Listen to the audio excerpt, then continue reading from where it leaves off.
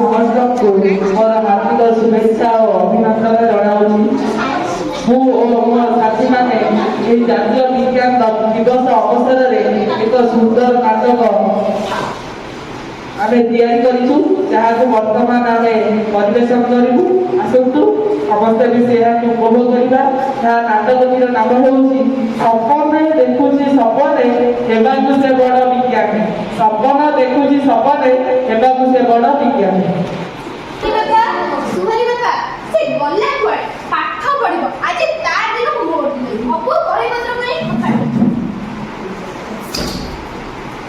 କାହିଁକି କୋଉଠି ଡାକୁଛ?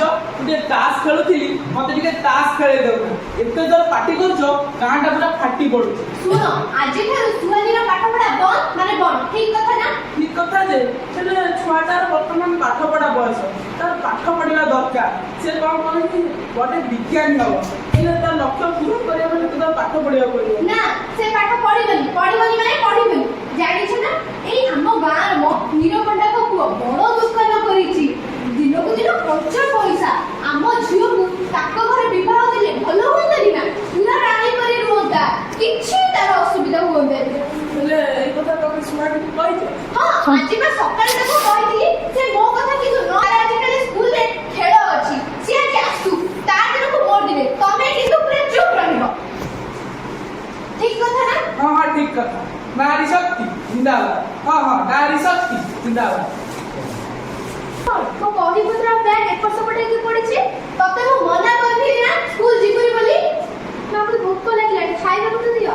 ଛୁଆଟା ସ୍କୁଲରୁ ଆସିଛି, ଆଗେ ତାକୁ କିଛି ଖାଇବାକୁ ଦିଅ, ପରେ ସେଇ କଥା କହିଲେ ହବନି? ମୁଁ ତାକୁ ମନା କରିଥିଲି ସ୍କୁଲ ନ ଯିବାକୁ। ସେ ମୋ କଥା ନ ମାନି ସ୍କୁଲ ଯାଇଛି। ପୁଣି ସେଇ କଥା, ଆଗେ ତାକୁ ଟିକେ ଖାଇବାକୁ ଦିଅ। ନା ରେ, ମୋ କଥା ମାନିଯା। ଆମେ ତ ଗରିବ ଲୋକ, ଆମକୁ ଭଲ ପାତ୍ରଟେ ମିଳିଛି। ଭଲ ପାତ୍ରଟେ ମିଳିଛି, ତୁ ସେଠି ବିବାହ ହେଇଯା। ମୋ କଥା ମାନିଯା ମା, ତୁ ବିବାହ କରିଦେ। ତୁ ମନା କଲି ନା? ଖାଲି ମନା କଲି ମାନେ ମନା କଲି। ମୁଁ ପାଠ ପଢିବି ସାଇଣ୍ଟିଷ୍ଟ। ମାନିଯା ମା, ମା କଥା ମାନିଯା। ତୁ ମନା କଲି ମାନେ ମନା କଲି। ମୁଁ ପାଠ ପଢିବି ସାଇଣ୍ଟିଷ୍ଟ।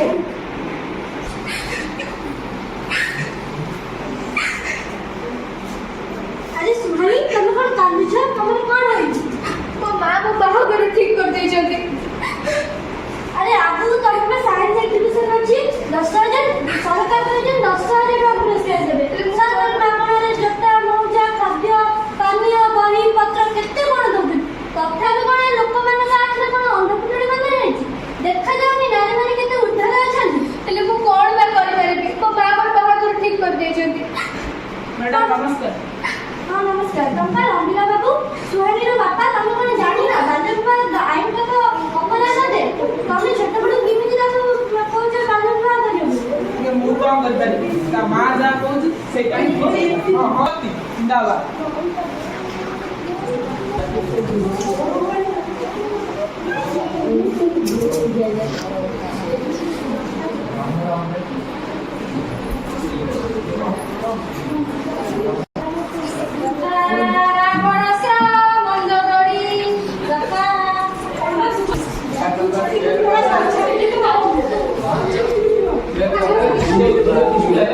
दीदी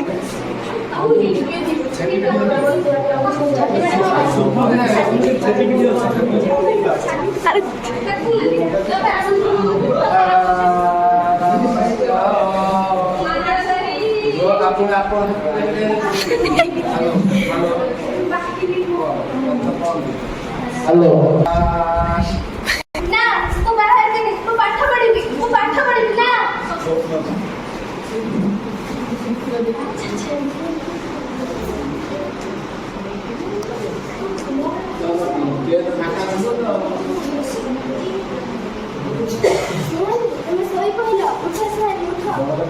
मैडम क्योरी भी दिन एमती तुम झील थी दिन राति एक कर पाठ पढ़ुली मुझे चाहूँगी तुम दिन राति एक कर पाठ पढ़ उठ सर उठ।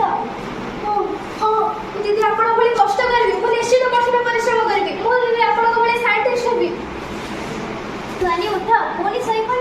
अरे मुझे कल्पना चावला कहूँ तुम्हें जब एमती शई पड़ तुम कहते परा बड़ वैज्ञानिक हम कठिन परिश्रम कर बड़ वैज्ञानिक हुआ। हाँ दीदी मुझे निश्चित आप बड़ वैज्ञानिक हेबी निश्चित मुझे निश्चित आप कष्ट करी।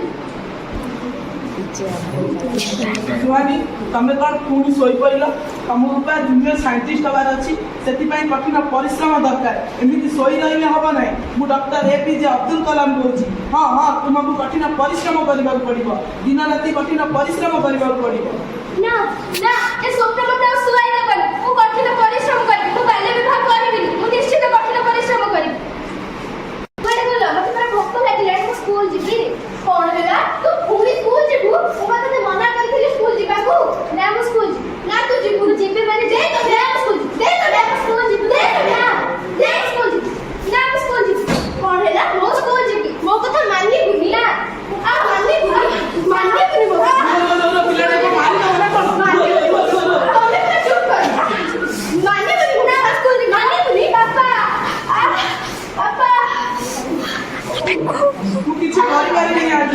गोटे अयोग्य बाप नहे घर छाड़ कौन बा करबी ना पाठ छाड़ी पारछि ना घर ना मु पाठ छाड़ी पारिबिनी घर छाड़ी जाऊ जा तो स्वप्न पूरा करिबी जा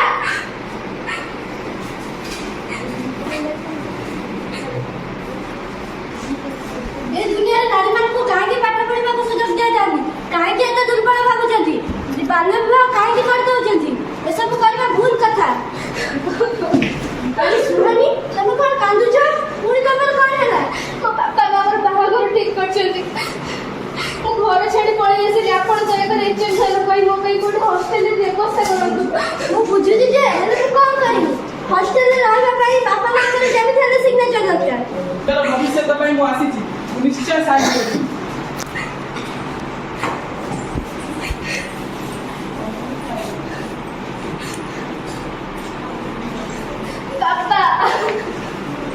अरे मोर तो प्रति एतिक आशीर्वाद तू कठिन परिश्रम करी निजर कठिन परिश्रम द्वारा तोर स्वप्न को पूरण कर जाऊँ कारण जानिछु डेरी हेले तो माँ पुणी केते ना केते कहब तो माँ ना रंगई पंडा ता जीवन हुए तो हारुआ खंडा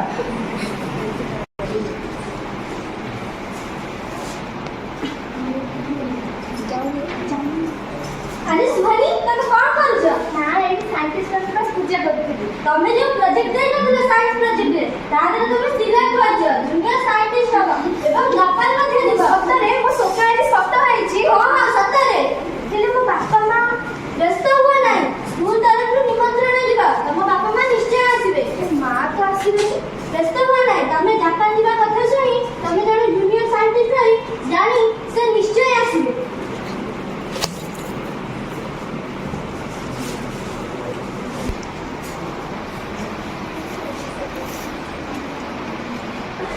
सुहानी मम्मी बाडे गला कौन हैला एते जो पटरे डाकु जो कहीं की जानी छ हम झियो जो साइंस प्रोजेक्ट देई नथिला ताते से सिलेक्ट हेछि जापान जीवो से पुणी गोटे जूनियर साइंटिस्ट मध्ये हेछि सतरे मु केडे भाग्यवान मो जो जापान जीवो जूनियर साइंटिस्ट हेछि हां हमको स्कूल रु निमंत्रण आसीतिला ताको सेटा पुरस्कृत करा दिबो हमको सेटा दिबा को पड़िबो किंतु मु तो स्कूल पढा मो झियो को देखाई परिबो मु ताको तो बाड़े के घर बाहर कर देइतिली व्यस्त हो ना से तुमको निश्चय क्षमा करथो ओ चलो ताहले मु नुआ साड़ी और सजबज होई आसुची ठीक कथा ना नारी शक्ति जिंदाबाद हां हां नारी शक्ति जिंदाबाद चलो इतना आयोजित होइबा प्रोग्राम रो मुख्य कारण हेउछ ଆମ विद्यालय छात्री सुहानी पड़ना जे साइंस प्रोजेक्ट देइतिले तार सिलेक्टेड होई जने जूनियर साइंटिस्ट होइछि एवं जापान मध्ये जिबे सेति पे आप तांको पुरस्कृत करबे निजे स्थान करबे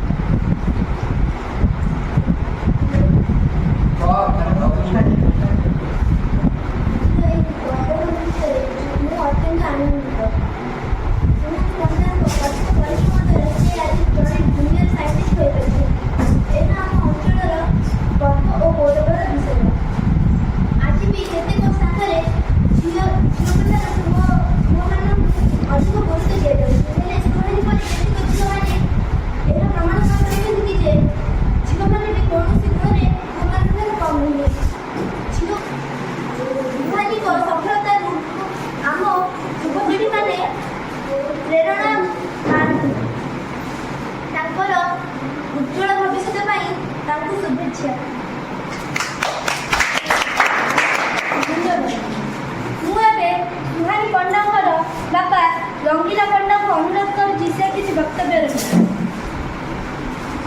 ଆଜି ମୁଁ ବହୁତ ଖୁସି କାରଣ ଆଜି ମୋ ଝିଅ ଜୁନିୟର ସାଇଣ୍ଟିଷ୍ଟ ହୋଇ ଦିନେ ତା ମା ତାକୁ ବାଡ଼ଉଥିଲା, କହୁଥିଲା ତୁ ବାହା ହେଇଯା, କିନ୍ତୁ ସେ ନିଜ ଜିଦିରେ ଅଟଳ ରହି କଠିନ ପରିଶ୍ରମ ଦ୍ୱାରା ଆଜି ଏହି ସ୍ଥାନରେ ପହଞ୍ଚି ପାରିଛି। ଠିକ୍ ଏହିଭଳି ଭାବେ ମୁଁ ଭଗବାନଙ୍କ ଚରଣରେ ଏତିକି ପ୍ରାର୍ଥନା କରିବି ଯେ ସୁହାନୀର ଭବିଷ୍ୟତ ବହୁତ ଉଜ୍ଜଳମୟ ହେଉ। ଏତିକି କହି ମୋ ବକ୍ତବ୍ୟକୁ ମୁଁ ଏଇଠାରେ ବିରାମ କରୁଛି। ମୁଁ ଏବେ ଅନୁରୋଧ କରୁଛି ସୁହାନୀ ପଣ୍ଡାଙ୍କର ମା ରଙ୍ଗେଇ ପଣ୍ଡାଙ୍କୁ ସେ କିଛି ବକ୍ତବ୍ୟ ରଖିବେ। ମୁଁ ଆଜି ବହୁତ ଖୁସି କାରଣ ମୋ ଝିଅ ଜୁନିୟର ସାଇଣ୍ଟିଷ୍ଟ ଭାବେ ମନୋନୀତ ହୋଇ ଜାପାନ ଯିବ। ମୁଁ ତା ପ୍ରତି ବହୁତ ଅନ୍ୟାୟ କରିଥିଲି, ଲାଷ୍ଟକୁ ତାକୁ ଘରୁ ମାରି ତଡ଼ି ଦେଇଥିଲି, ତଥାପି ସେ ତା ସ୍ୱପ୍ନକୁ ସାକାର କରିବା ପାଇଁ ତା ଜିଦିରେ ଅଟଳ ରହି ସେ ତା ସ୍ୱପ୍ନକୁ ସାକାର କରିପାରିଛି। ମୁଁ ସମସ୍ତଙ୍କ ନିକଟରେ ଏତିକି ଅନୁରୋଧ ରଖିବି ପୁଅମାନଙ୍କୁ ଯେତିକି ଅଧିକାର ମିଳୁଛି ଝିଅମାନଙ୍କୁ ସେତିକି ଅଧିକାର ମିଳୁ। ସେମାନେ ତାଙ୍କ ସ୍ୱପ୍ନକୁ ବି ସତ କରିବାକୁ ପଛାଇବେନି, ସେମାନେ ନିଶ୍ଚୟ ତାଙ୍କ ସ୍ୱପ୍ନକୁ ସତ କରିପାରିବେ। ମୁଁ ଏତିକି କହି ମୋ ବକ୍ତବ୍ୟ ଶେଷ। ମୁଁ ଏବେ ସୁହାନୀ ପଣ୍ଡାଙ୍କୁ ଅନୁରୋଧ କରୁଛି ସେ କିଛି ବକ୍ତବ୍ୟ ରଖିବେ। ମୁଁ ଆଉ କ'ଣ ବା କହିବି ମୋ ସଂଘର୍ଷମୟ ଜୀବନ ବିଷୟରେ। ମୋ ମା ମଧ୍ୟ ଜିଦିରେ ଅଟଳ ରହିଲେ କି ମୋତେ ବାହା ଦେବେ, ଆଉ ମୁଁ ମଧ୍ୟ ମୋ ଜିଦିରେ ଅଟଳ ରହିଲି କି ମୁଁ ପାଠ ପଢ଼ିବି। ତେଣୁ ମୁଁ ଏତିକି କହିବି କି ଝିଅମାନଙ୍କୁ ଯଦି ଅଧିକ ଟିକେ ସୁଯୋଗ ସୁବିଧା ମିଳେ ତାହେଲେ ସେ ନିଜର ଉନ୍ନତି କରିବେନି, ସାରା ବିଶ୍ୱର ଉନ୍ନତି କରିବେ। ଧନ୍ୟବାଦ।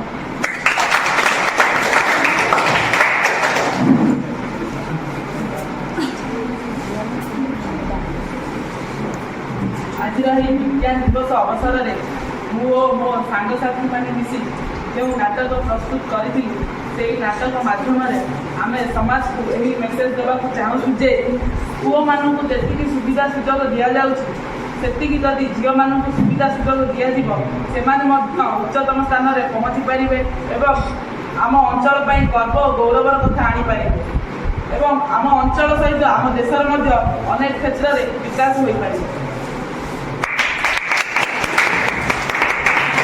हेलो खूब कम समय